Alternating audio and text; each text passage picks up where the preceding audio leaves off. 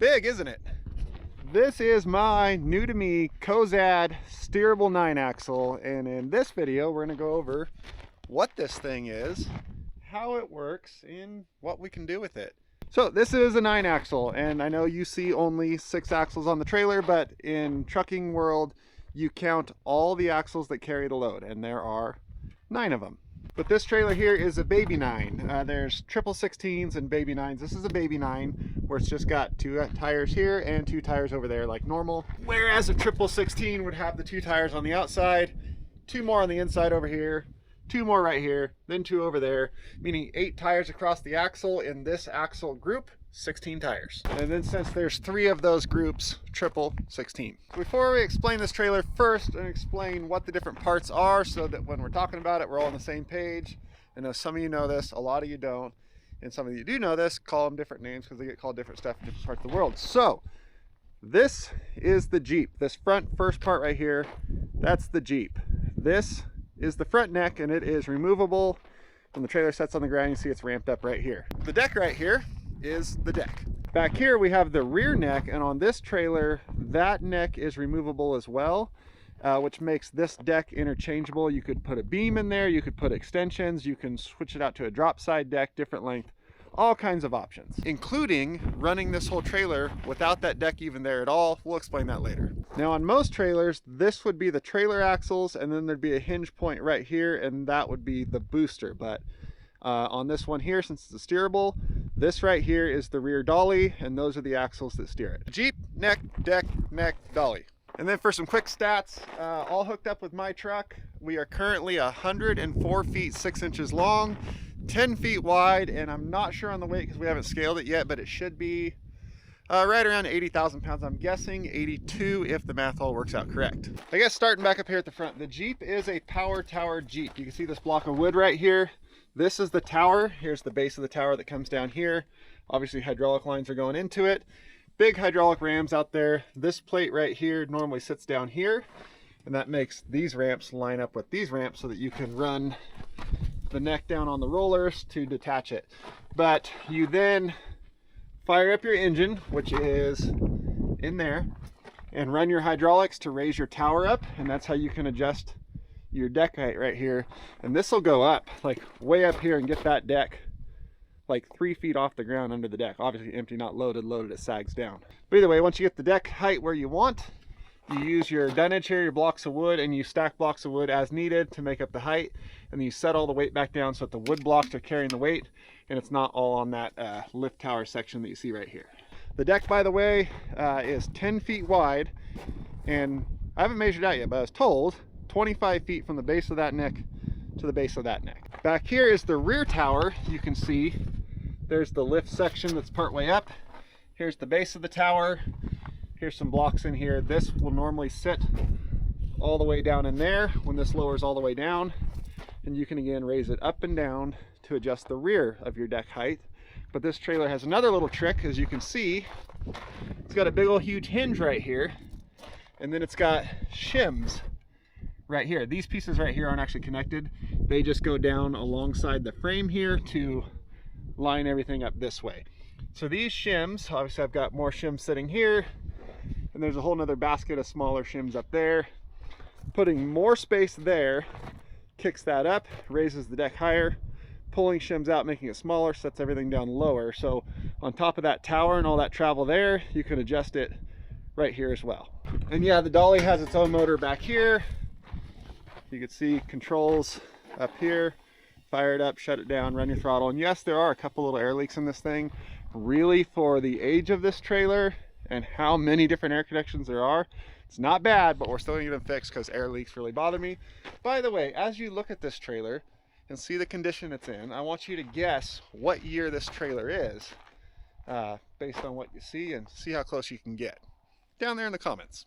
Now back to the rear tower. It is a little special because the whole rear tower, including the base down here, are on a turntable. You can see that's the turntable in there, much like an excavator. So all this turns, obviously, when the neck turns and gets swung side to side. And then at the rear of the tower, there's this pedestal right here, and this is essentially a oversized trailer ball and hitch coupler on top of it. Now if we come back here to our stairs, we can come up And this is a seat where someone rides to manually steer the trailer when it's not in auto steer mode. Right now it's in auto steer. So how the auto steer works, obviously there's the turntable right there. So this is going straight down the road. Hold up, back here to explain this a little better. Okay, from back here, split the trailer in the middle. The back half is basically a mirror image of the front half. Neck, Jeep, looks really much like a Jeep. And up here, if we were to cut the truck off, that right there and those two back axles look exactly like this right here and those two back axles. See? Same thing. So this is essentially a Jeep, just like on the front, but going down the road backwards.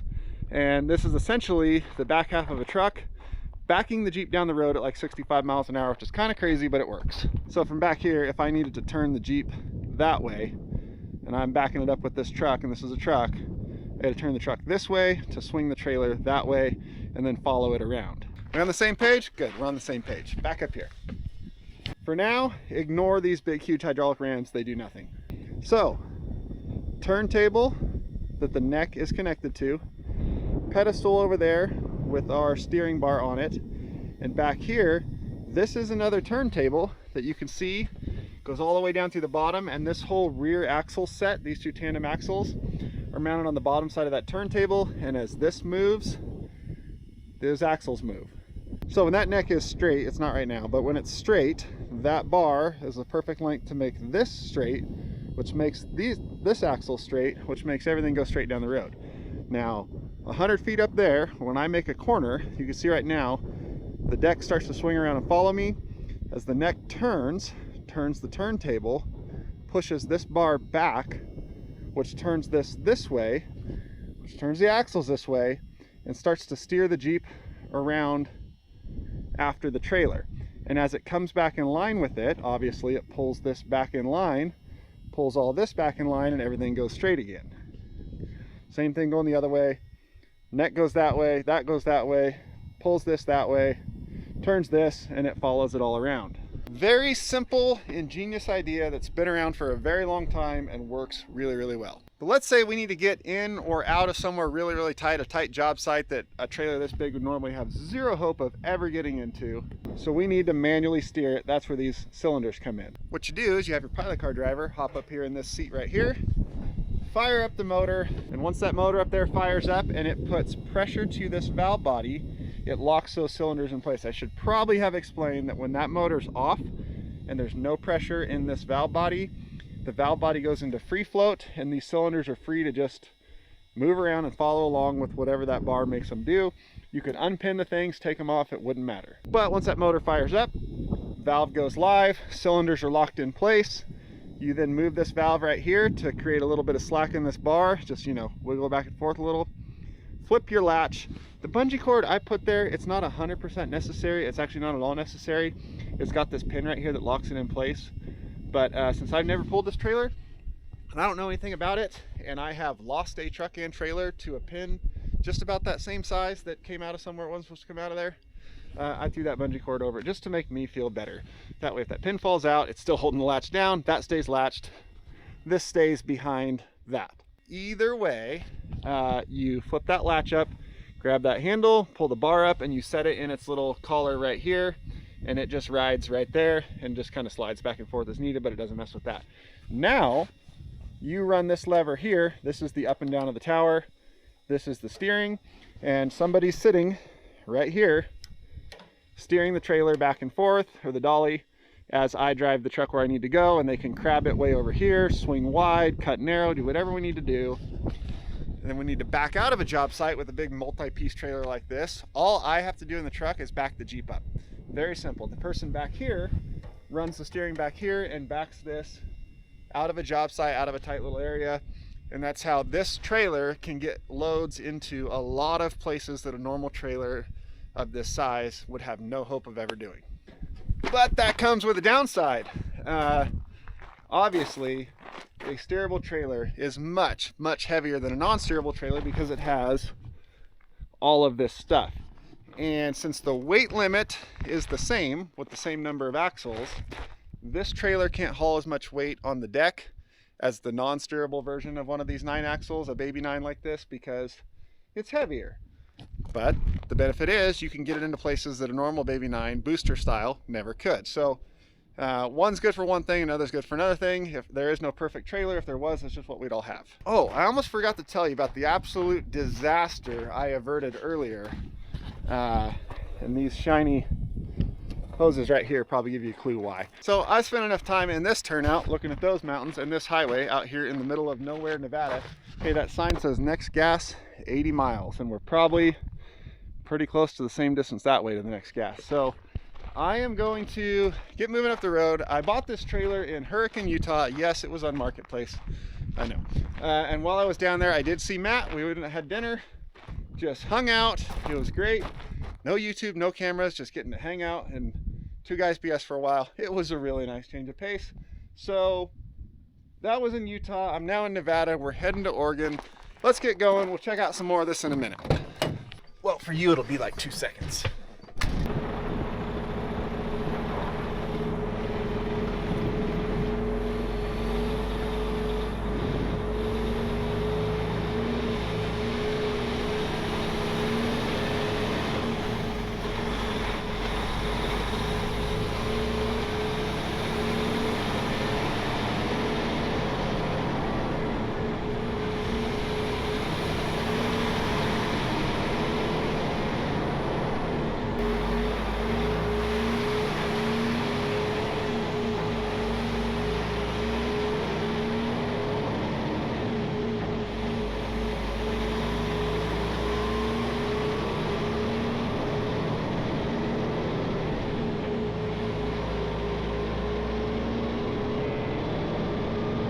Made it to the truck stop in Ely, Nevada. We're going to see if we can get on the scales here and get an empty weight on all these axles. Okay, we did it. We did it as a split weight where I did the first half and then the second. So now we're going to have to go pull around and add some weights together and see where we're at.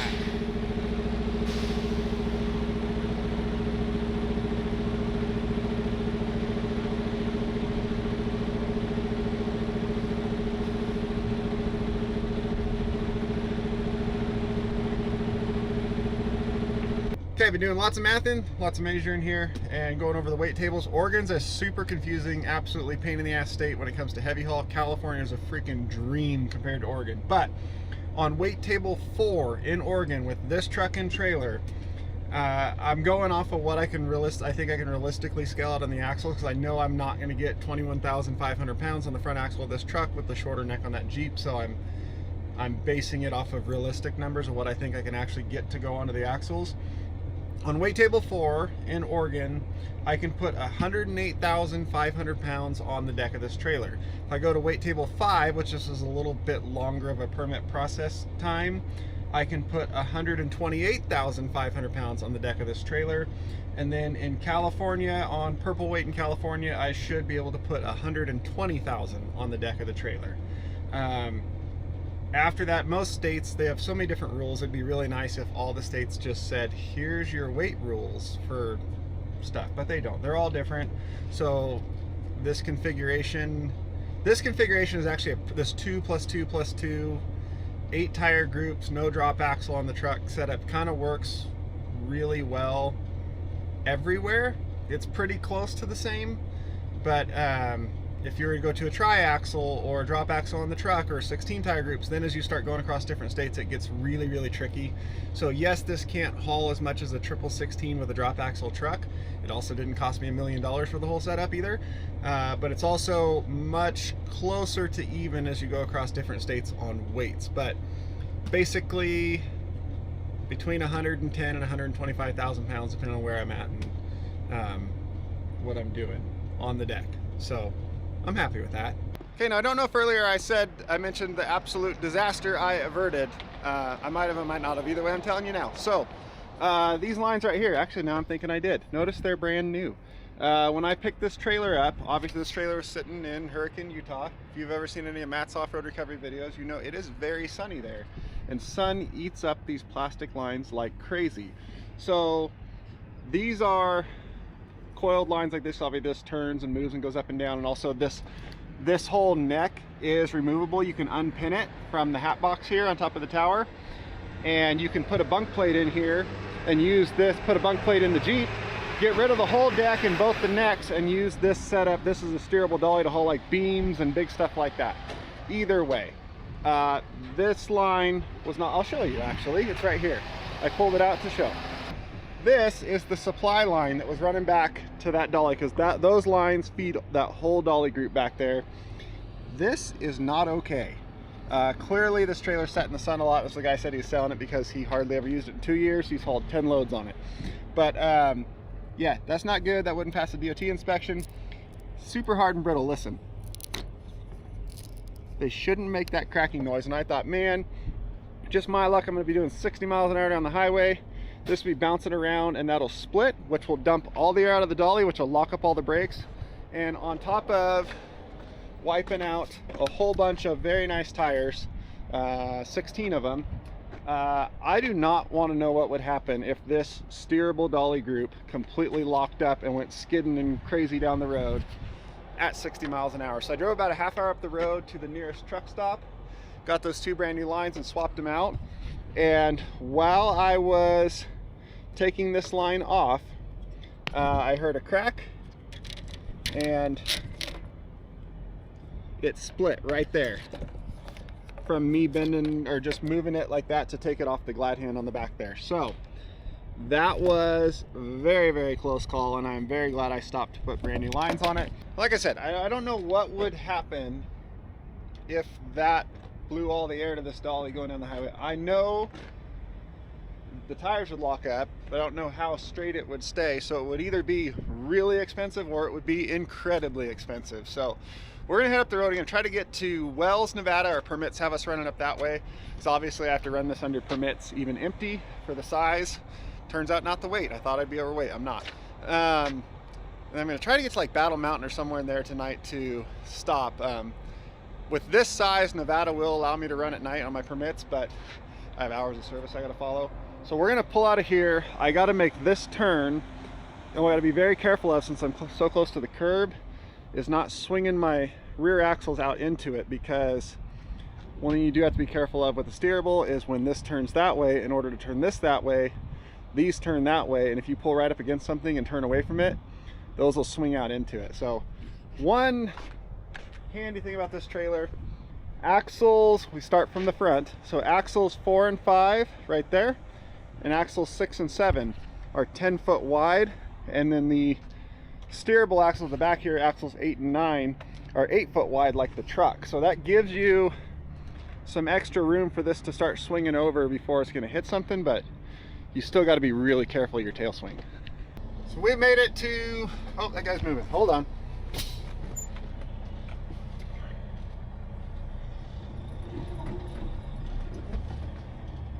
So we made it to Wells, Nevada. We're gonna get some fuel and then head west on I-80. I chose this lane because this has the most of a shot right around to loop around here. There was an open one over there. I've been waiting for a bit. There was an open one over there I didn't have to wait for. I had to come out and make like a hook turn that I could probably do with this steerable, but I'm still new with this trailer. I pulled steerable before, but not this steerable, and they're weird. So I just want a lot of time to get used to this particular trailer and how it reacts and moves before I try to get too fancy and ballsy with it. So all right, let's get fuel.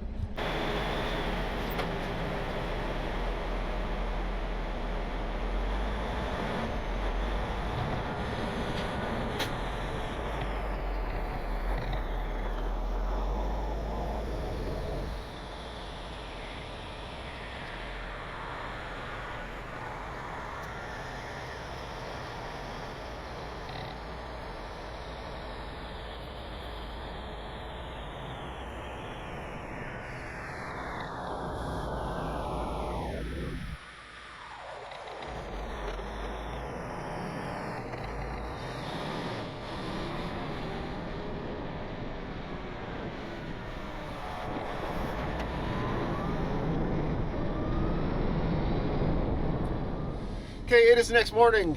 We stayed at the Comfort Inn here at Battle Mountain last night. I know you can't see right now, but there's a bunch of oil field drilling trucks and stuff here. There's probably 20 oversized loads sitting in the parking lot of this Comfort Inn right now. But as you saw from that clip 3 seconds ago last night at the other truck stop, steerable trailers are really freaking cool. The one kind of thing with them is you have twice as much to think about in a turn now, because with a booster style trailer, like a trailer like this that doesn't self-steer, you just got to swing really freaking wide, and that's that. And you swing a lot, the trailer cheats a lot, and that's just how it is, and you just got to watch and make sure it doesn't cheat too far.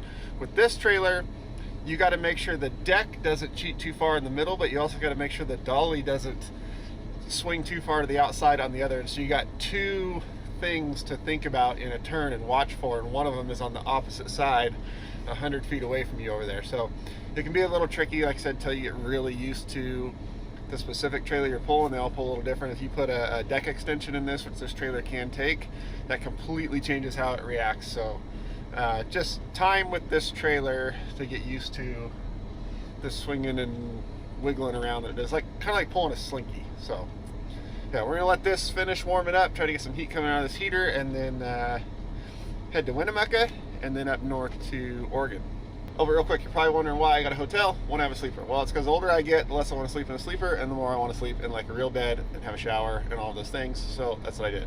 I want to have a sleeper because that little bit of room is really nice for like naps and the extra space, and when you really actually have to sleep in a sleeper instead of up against the door of a truck. So I want to have a sleeper, but I want to sleep in a motel. So this trip I've got a motel every night. Plus it is 18 degrees right now, meaning I would have to idle my truck all night, and I don't want to idle my truck all night. And I know people say you get an APU. This truck doesn't have a big enough sleeper or frame rail space, all that stuff for APU, so no.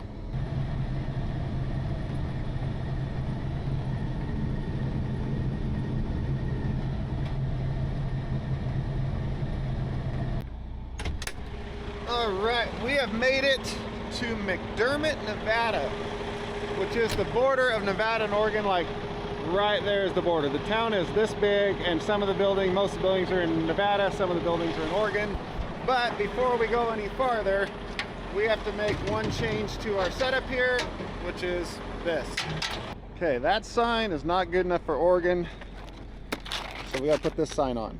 Ta-da! So there's a lot of goofy stuff about Oregon when it comes to heavy haul. One of them is their oversized signs. This right here is your standard 12 by 60 oversized sign. This one has flashy lights in it and such things. Just fine, pretty much everywhere. But Oregon requires an 18 by 84 inch sign. So I have this, you know, roll up bungee cord mount one. So we mount it to the back of the dolly right here. What I'm gonna have to do is take this sign off, since obviously I'm gonna be in Oregon a lot with this setup, because where I live. I'm gonna have to take this sign off and mount a much bigger one back here instead. That way I don't have to do this every time I run it in Oregon. Those super big signs like that also cause a problem with the front of trucks of where do you put a sign that big on the front, because most trucks don't have a bumper that big, but luckily the Beast is a freaking beast and has plenty of room for that big sign. That's why in Oregon and Washington you see a lot of trucks have the sign up there that comes up out of the headache rack, a big giant sign up there, but I don't really like that setup.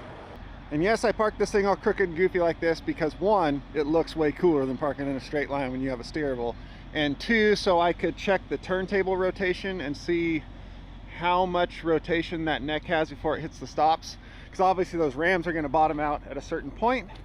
They can go back a good bit more, and the stops under here I have another good bit to go, so I can turn a decent bit sharper than this and be fine. But this also lets you see really well how that rear end turns to steer this Jeep around to follow. And these tires go pretty close to where the Jeep tires go, but these ones you can also see how badly they swing out to the outside of the turn and how much more they're going to come out here, and why you got to be very careful about hitting stuff on the outside of the turn. This right here gives you a really good view of how that mechanical auto steer works. Turned, pushed, turned to follow. Pretty cool. All right, now that we're legal to go into Oregon, let's go into Oregon. I also checked all the tires and everything on this all good. One weird thing, most of the air leaks have stopped leaking, weirdly weirdly enough. There's still very, very minor ones, but now it's not bad at all. I don't know how that happened, but it happened.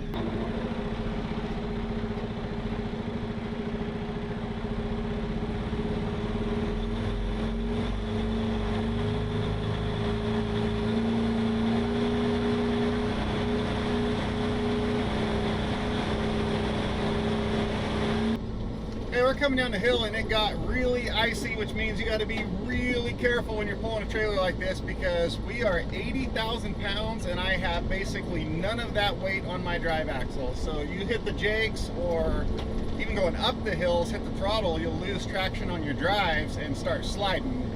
And if I were to be on the jakes and my drive tires lose traction with 80,000 pounds pushing me down the hill and multiple pivot points in between, I will fold this thing up like an accordion so quick. And as you can see, there is no guardrails. So very, very careful on icy and slippery roads when you're pulling a trailer like this with a Jeep, any trailer with a Jeep in front.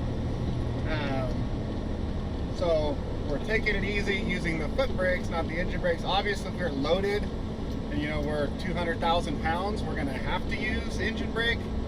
But then we would also have, you know, 46,000 pounds on our drive axle, so we would have some grip there. Right now we do not. Take it easy and pay attention.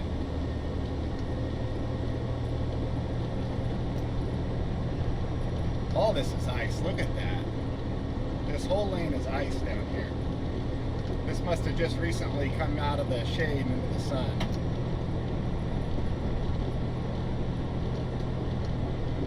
I believe I was 17, 18, 19, somewhere in there, 1,000 pounds on the drive axles. Let's say the high end of that 19, which actually sounds right, I think. Either way, 19,000 pounds on those two drive axles, 80,000 pounds altogether. Those two axles do not have much hope of winning a fight with the other 7. So if you're climbing up a hill and the ground is loose, you can very easily spin out, because then you have 2 axles trying to go up the hill and 7 trying to roll back down the hill that outweigh them greatly. If you're empty, there's a trick to getting a bunch of weight on your drive axles. I will show you that later. Okay, I'm raising the tower, you can see, because we got railroad tracks to go over. I probably, now you can hear me. I raised the tower. See, tower's up. Front of the deck's up, because we've got railroad tracks to go over up here, and I don't want to play that game. I probably should have raised these before I tried to make that super tight turn up there, but I just rubbed the rock a little on the deck. It's all fine. That turn would be no fun without a steerable. I know Matt has done it, but he hasn't done it twice. Okay, rear tower up, which is lever number 2.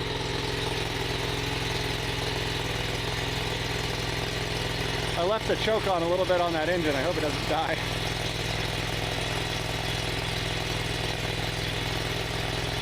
Now, if this was loaded, we would block all of this. Hold on.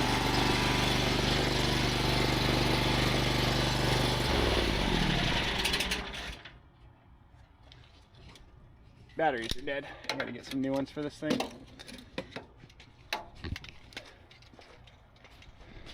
But as I was saying, if this trailer was loaded and we needed to tower up, you would tower up, block this, and set all the weight back on the tower before you try twisting and turning. You'll get away with it, but sooner or later you're going to twist a tower off of something if you don't have it supported with the block. So for what we're doing empty, it's fine.